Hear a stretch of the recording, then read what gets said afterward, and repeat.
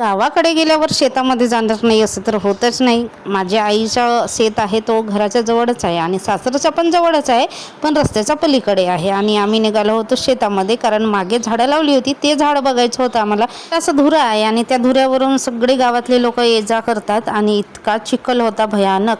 आणि पाऊस असा बारीक बारीक आला होता, त्याच्यामुळे तर अजूनच जास्त चिखल होता. आणि हे बघा, आमची शेती आधी लावलेलं धान आहे तर मस्त अशी फसल आहे, आणि जे आता लावलेलं आहे त्याच्यामध्ये जमीन आसमानचा फरक आहे मागे पुढे. तर ही शेती आहे आणि मधामध्ये दोन चार बांधे आहेत, त्याच्या पलीकडे परत नवीन जागा घेतलेली आहे, तर ती आहे. तर जरा लांबच आहे 4 बांध्यानंतर. आणि रुद्रांश पण आला होता शेतामध्ये आमच्यासोबत, त्याला पण चांगलं वाटते शेतामध्ये वगैरे यायला. आणि आम्ही तर प्रत्येक वेळेस गेलो ना तर काम करू किंवा नको करू पण शेतामध्ये फिरून येतो.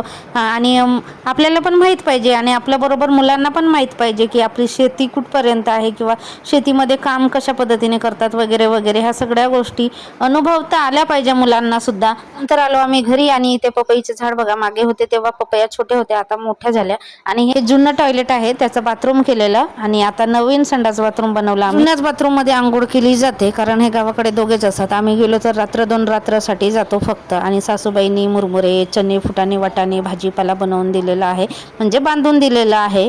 कारल्याचे वेल होते तर कारल्या बघितल्या तर भरपूर निघाल्या आणि टेस्टी आहे.